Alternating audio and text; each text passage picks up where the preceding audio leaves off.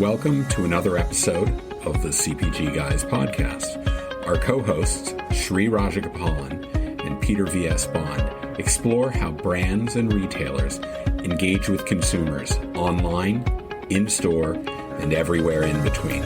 And now, here are Sri and Peter.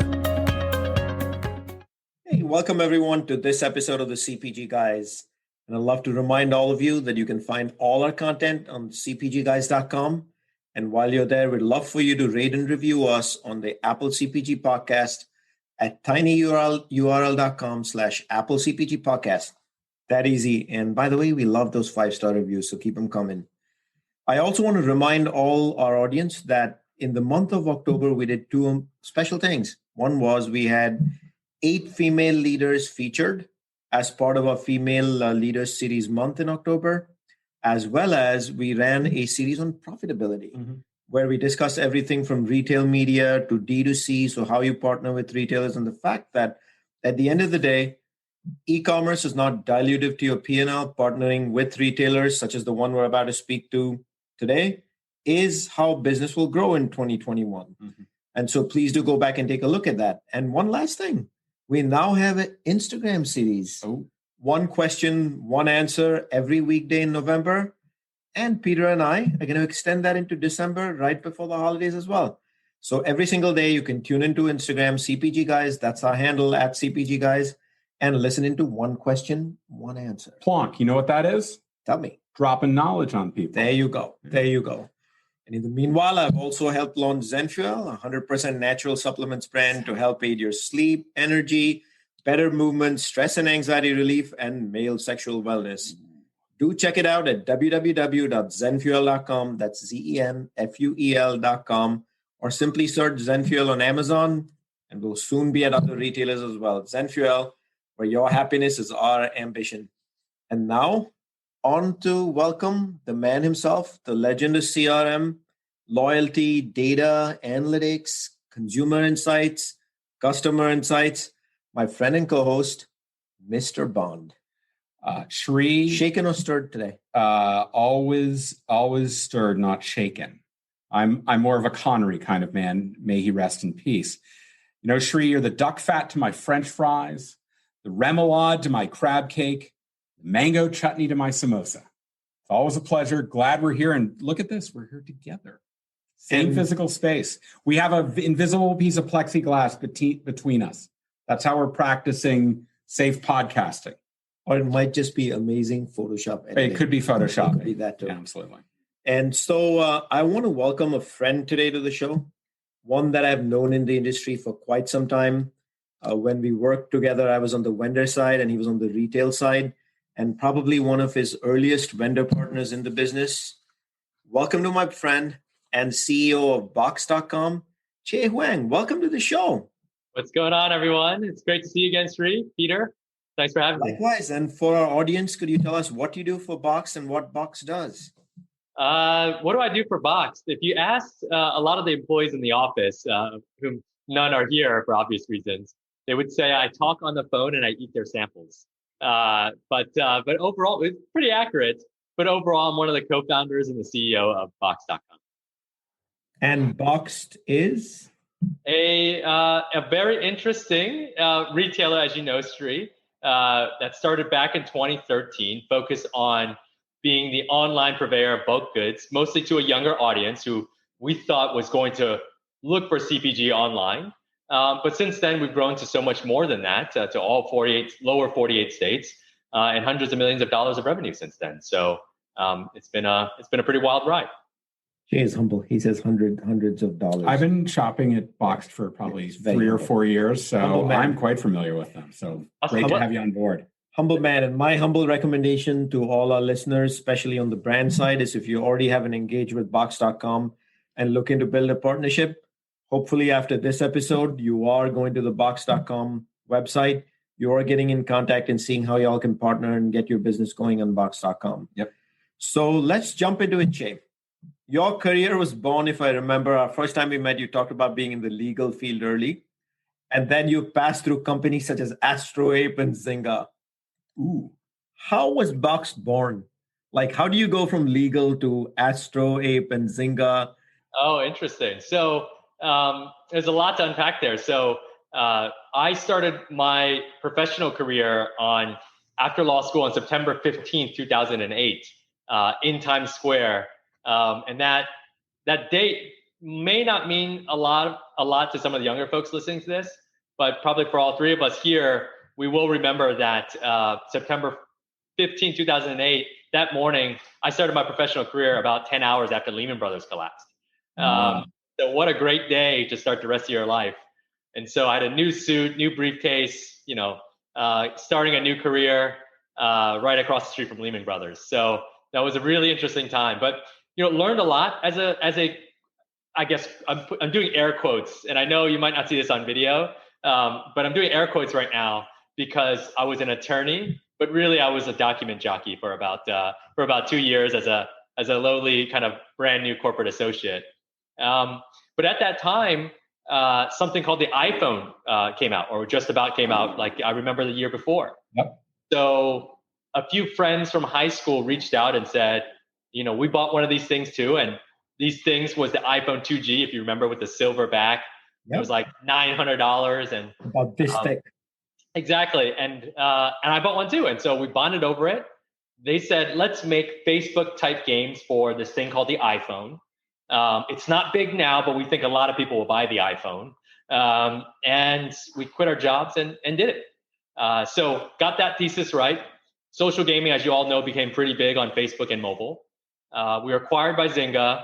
Zynga then IPO'd, and we stayed about 2 years before we left and went on to a different thesis that was CPG online. So we got the right timing with mobile on gaming, and we thought we were right on the cusp of being on probably the early side of CPG on mobile, and went after a much bigger prize. And here we are 7.5 years later. No kidding, Han. What a ride it's been. Oh, Chieh, man. Thanks for joining us today. It's great to meet you and very excited to talk to you. You referenced this a little bit in the beginning of your intro and when Chieh asked you to talk a little bit about your business, but if you could go a little deeper into what you see as ultimately being the mission of Box.com, what consumer need is it really filling? And is it a club value ecosystem in particular? Yeah, it's really interesting questions. So when we first started, I would say it was a lot more akin to, hey, we're trying to form an online club, which didn't exist at that moment. But what we found over time through quantitative and qualitative surveys, the most recent one was last week. I was watching this qualitative survey that we put together from people all over the country. And what you're finding is that the value proposition for our customers, which is frankly more important than what you're going to hear from me, is that we've become that stock up partner in their life. So bulk is important because there's value with it, but it doesn't have to be bulk for every single SKU. And that was one of the interesting things that we gleaned from the latest qualitative survey. What you also find is that we're a trusted source for these products. And so being operators, as yourselves, you know that, especially Chieh, on the other side of the table, like sometimes online, it's kind of like the Wild West. Like you join a marketplace, you might find someone else claiming to be an authorized seller of your brand on that marketplace, and you're just like, time out, okay? They don't ship my product via a dusting envelope from Hong Kong, okay? There's a really, and so I think what you found in these surveys is that I trust Box. I know it's coming from the manufacturer in one single order, and I trust them enough to feed my family with the items I buy there. That's amazing, Chieh. So I want to jump to what's going on in this year that's well into the close of the year at this stage. Also known sometimes as the wild year of 2020. And obviously in 2020, one of the things that's changed in retail is the consumer dynamic of shifting large portions of their shopping across multi-categories to online, aka e-commerce. And where does Box.com fit in? Squarely in the middle of that. So I feel strongly that your business is probably going through the roof at this stage. And there's significant demand increase, which means it puts pressure on your supply chain and fulfillment. How have you all adapted in 2020? I'm sure when you created your plans for 2020 versus where you are, it's like night and day. How did you all adapt through the last 6-8 odd months, and where are you all today with looking forward to 2021? Oh man, I just feel like, when we started in a garage 7.5 years ago, we believed that we would be successful and that this would be a thing in the future. I just never would have expected it being the thing, or causing it to become the thing was a international pandemic. I never, but here we are, Sri, right? And what's also interesting about human behavior is now, instead of panic buying, bread, milk, and eggs and bottled water, people tend to panic buy toilet paper. So there's a lot to unpack when all is said and done about 2020. But you're right, it's been a great tailwind for us overall. We have seen some headwinds in some of our B2B type businesses because, of course, like none of us are really actively going into the office. But overall, for the B2C business, I mean, no one could have planned it. Our reaction to it and trying to keep it in stock and keeping the kind of goods moving has been to be more flexible, even than how we used to be or how we normally are. Brands, for the folks listening to this, they all know, like, people started curtailing SKUs. It's like, hey, I can pump out more X product if I make less X UPCs. And so that's really what happened. For us to be able to onboard new items and new formats quickly has been key to us being able to fulfill that demand. Chieh, my background is in retail. I spent some time at Kroger's dunnhumby division. And then I'm the guy responsible for those 6-foot-long register receipts you get when you buy a can of soda at CVS. I'm sorry if you've ever had one of those. I apologize. But in both of those cases, there was always this concept of consumer value. So I'm really kind of curious as to what is Box.com's philosophy around value for the consumer? Yeah. So when it comes to value, it means a lot of different things to a lot of different people. I like to think, it's not even me saying, in the latest quantitative survey, convenience is the number one reason why people shop Box. But convenience, it's table stakes these days to get something delivered. It's table stakes to get it delivered in 2 days or less. And also when it comes to price, it's also table stakes to be competitive and sharp on price, right? No one wants to be ripped off for a box of Oreo cookies. So I think when it comes to, that convenience aspect and how we go after it, it's really about the user experience and basket building. So your typical audience, you remember from Peter, from your Kroger and dunnhumby days, people don't go into a Kroger or any kind of CPG store and buy one item and leave. No one does that. But yet when you go online in general, those are the type of experiences that are built. And so for us, making sure a busy parent can come into an experience quickly and easily and build a basket of 10 items has been core to why people like us.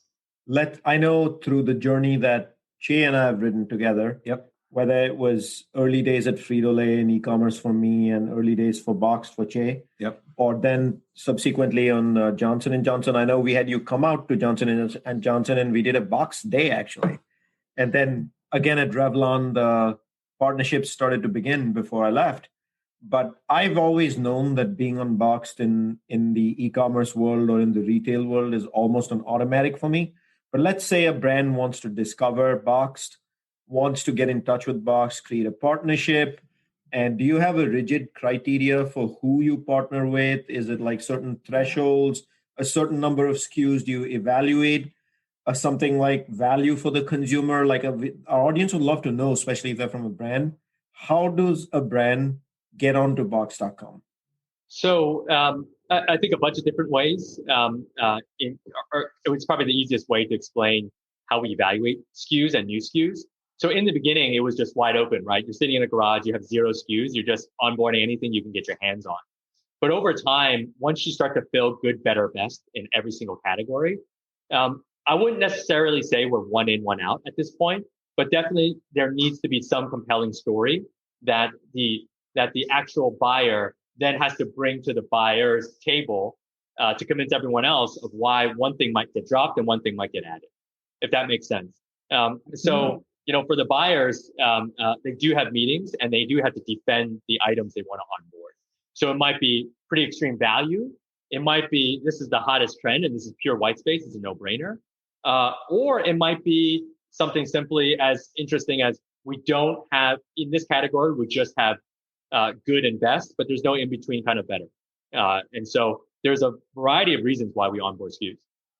And Chieh, for the benefit of our listeners, is your merchandising team divided into subcategories? Do you have a chief merchandising officer running this for you? Like if they want to engage, what's the best way for them to connect and start showcasing the brand, et cetera, to see if a partnership is relevant?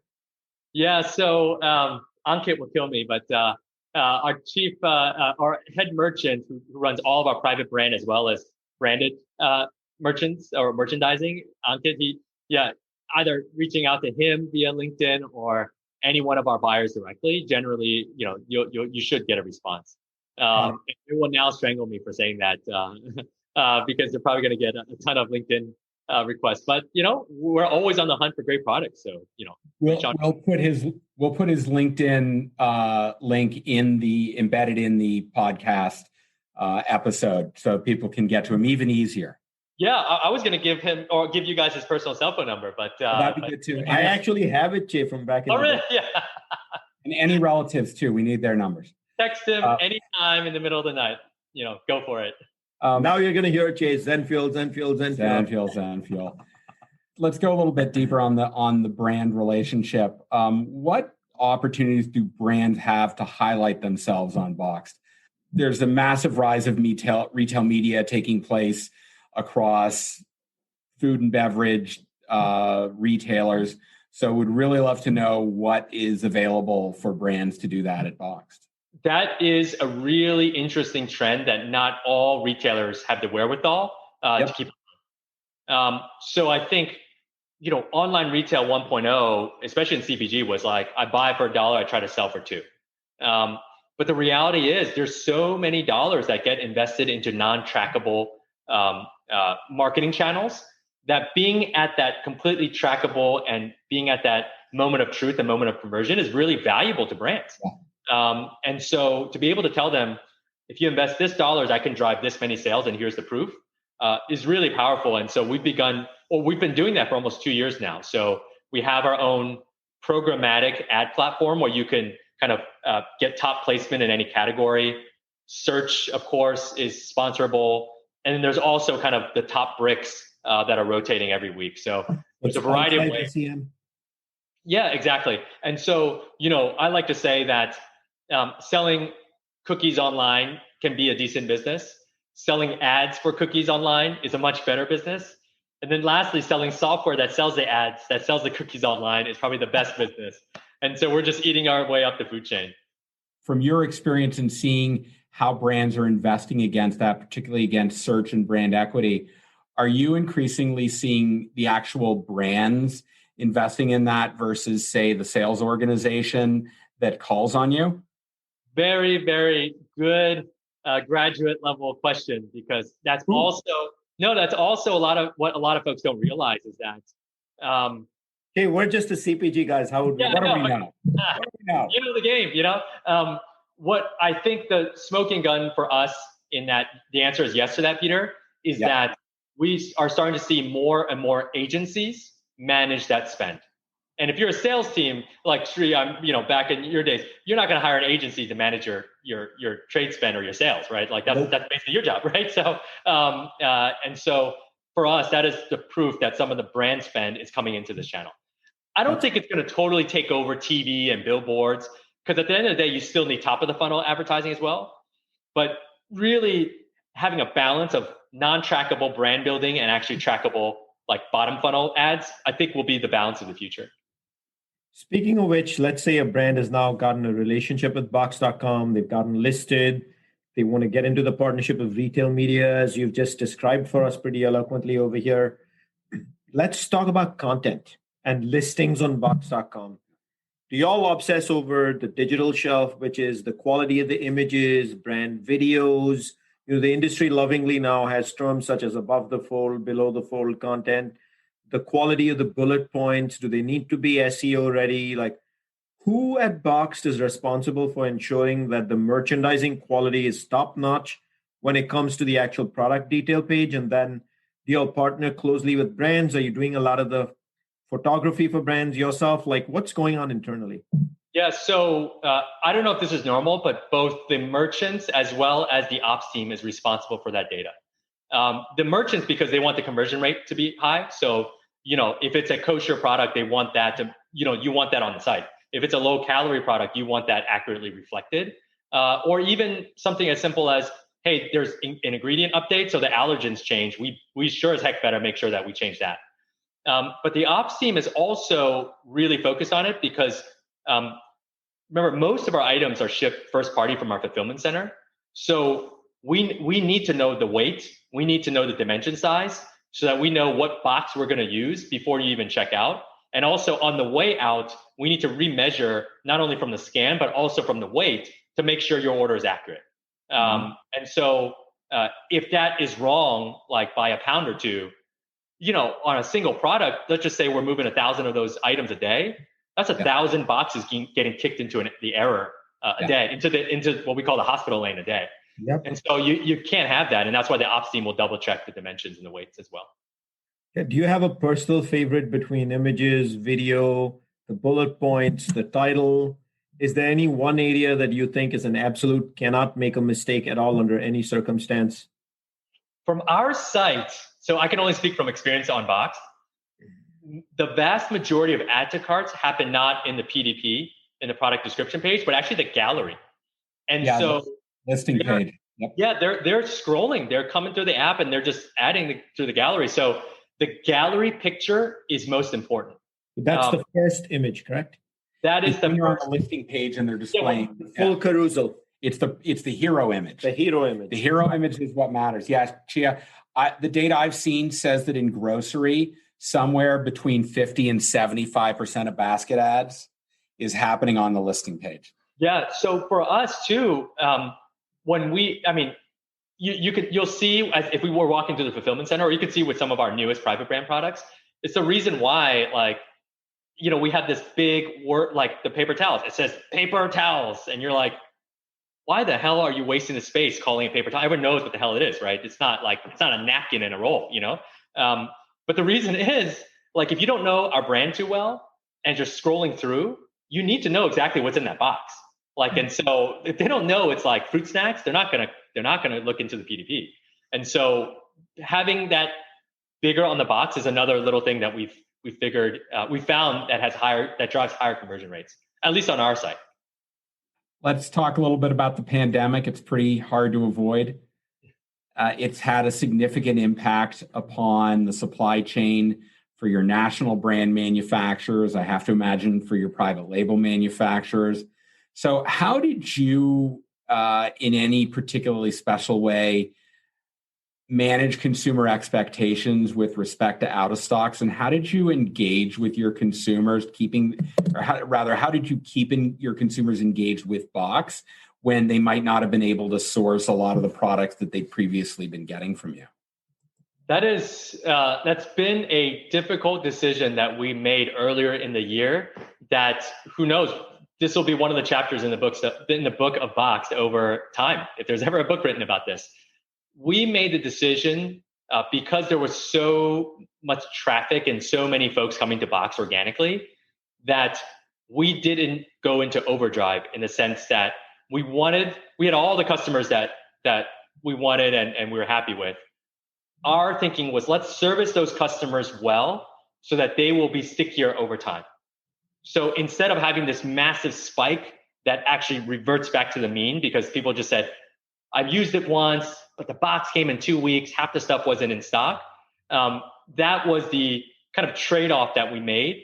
And so the customers that we did bring into the funnel got really good service throughout the pandemic and continues to this day. We just didn't go out and just really kind of put more on our plate than we could really handle.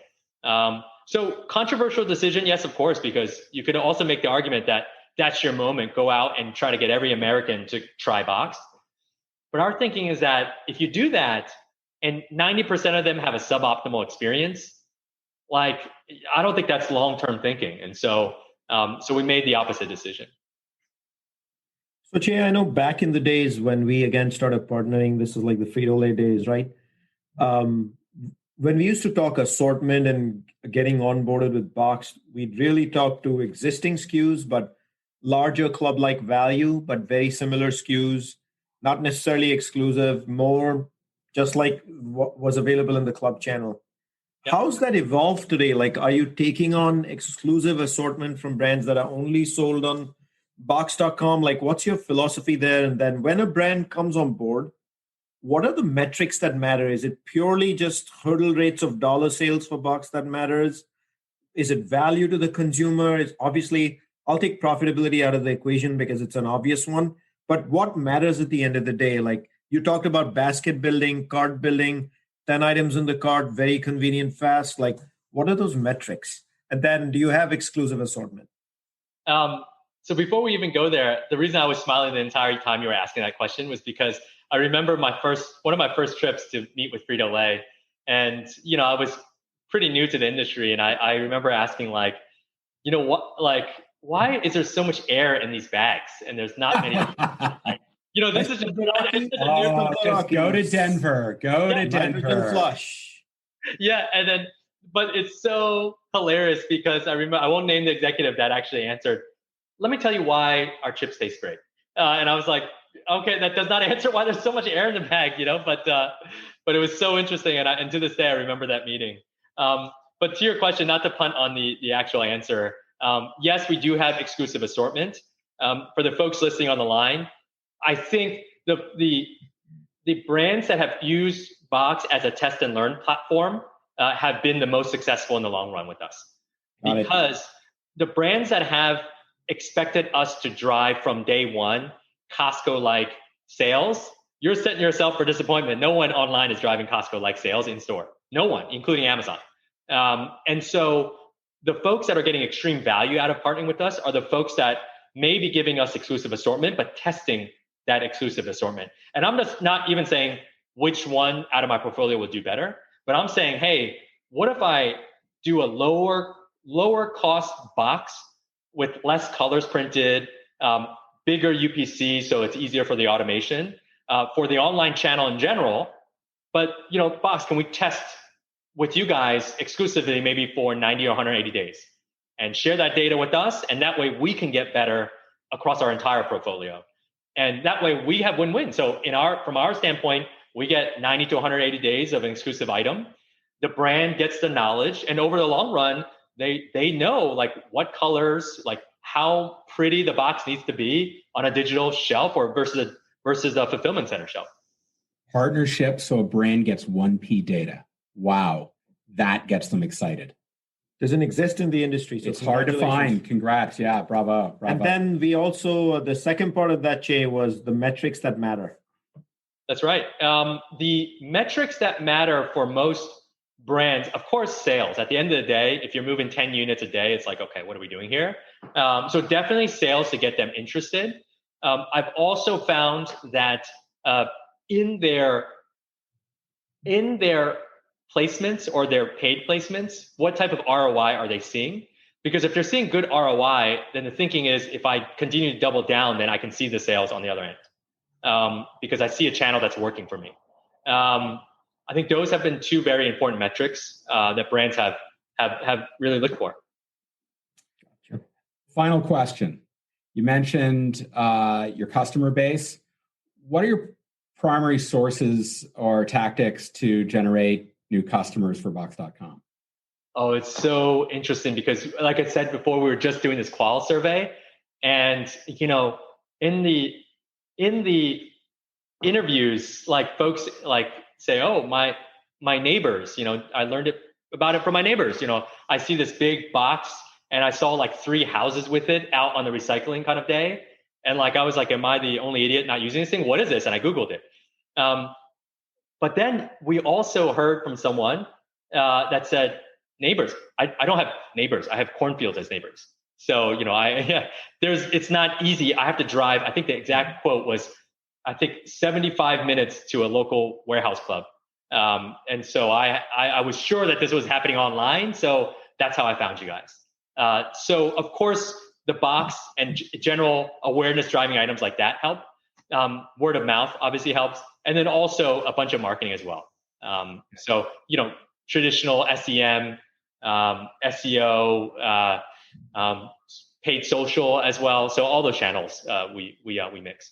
Well, I'll compliment you on the first thing you mentioned, which is the branding on your shipping devices, very obvious. It's almost up there with the old gateway computers that came in the cow boxes. You're right up there, so bravo. We had this big debate because it costs money, and every penny counts in this industry. Yep. I'm glad you said that because most people here don't get it when I say the gateway effect. Because my first computer, I wanted a gateway because I saw a big cow box in front of my neighbor's house. I want that, Oh, that's great. Thank you for that. So no, thank you. I felt like I was the only person that remembered that effect. I'm old. That's why I'm just old. Can I say one last thing to everyone there or listening? I often get chided for having my face on some of the boxes. I want everyone to know that was not my decision. And actually, because people think I have a gigantic ego if I'm putting my own face on these boxes. Every artist gets to take a box size and put their own art on it as a way to, just be an artist. And hey, my art is going to millions of households around the world, around the country. One didn't even like the exercise and said, you know what, just as a big FU to Chieh, I'm going to put his face on the box, knowing that he'll veto it. I vetoed it, but they printed millions of them anyway, and they knew that I was cheap enough to not throw the boxes away, and that's why there's a face there. How would we know, Chieh? Who would put their faces on a company logo? Seriously, talk about narcissism. I wonder who those people I are. don't know who these people are. But Chieh, I wanted to ask you that question, and I said I'm not going to ask you that question on a podcast, and here he brings it up. There you go. So, but you know what's amazing, Peter? What? When you have a friend on the show and someone you've known for a while in the industry, time just flies. And here we are as we wrap up this episode. Yeah. I want to remind all our listeners again, you can find all our content on cpgguys.com. While you're there, do check out our Apple podcast on tinyurl.com/Apple CPG podcast. A reminder that in the month of October, we ran a profit series with 5 episodes, ranging all the way from D2C to retail media to supply chain econometrics of e-commerce. And we also left you with a pro forma P&L, which you can compare against your national P&L, where we assure you, based on our own learnings, that getting into the business of e-commerce can be totally run with no profit dilution whatsoever, depending on what you seek at the end of the day. Yep. And that said, Peter, I want to thank you for, as always, being my co-host and going through these with me. This was fun. My God, I got to talk about Gateway. I got to totally geek out today. This is awesome stuff. And thank Chieh, you. As a friend, and you're always welcome back on the show. Hopefully, we'll have you back later, once we get through the holidays and see how 2020 went, to do a recap. But for our audience, could you remind folks where they can find Box.com, and if they're looking for a partnership, where they should go? Yeah, so on the website, at the bottom of the site, you'll be able to see kind of item suggestions or reach out to the buying team. If you can't find that button, then on LinkedIn, our buying team is pretty easy to find and rather responsive. Worst case, we'll print Ankit's personal cell phone number for everyone here, and just and home address too. Home address. He's gonna listen to this and kill me. But in all honesty, like, even if it is just reaching out directly to me on LinkedIn, I'm rather responsive, and I'll loop the team in. Ankit, don't sweat, man. We're just kidding. Maybe. Maybe. All right. It's a wild year. It's a maybe. Yeah. But folks, that's a wrap for this show. Chieh, we cannot thank you enough for making time for us today and coming on the CPG Guys. We hope to have you back soon to perhaps do a 2020 recap. Until then, folks, thank you, Peter. Thanks, Sri. Thank you, Chieh. Thanks, Jack. We will see you soon next week. Bye-bye.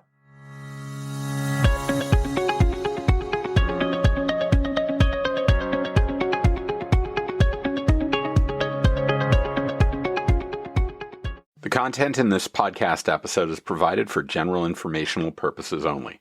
By listening to our episode, you understand that no information contained in this episode should be construed as advice from CPG Guys LLC or the individual author, hosts, or guests, nor is it intended to be a substitute for research on any subject matter.